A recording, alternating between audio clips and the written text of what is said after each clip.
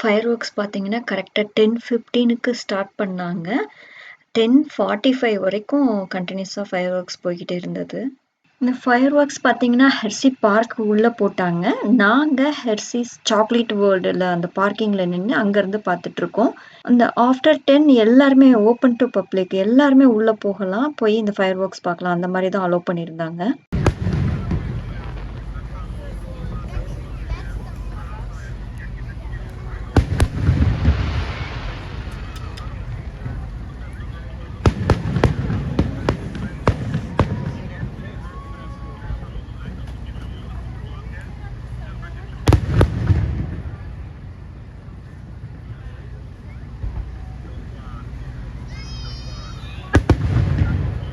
Ten தேர்ட்டிக்கு பாருங்க, இங்க எவ்வளோ பேர் இருக்கிறாங்க, எவ்வளோ கூட்டம் இருக்கு பாருங்க. ஏதோ திருவிழா கூட்டம் மாதிரி.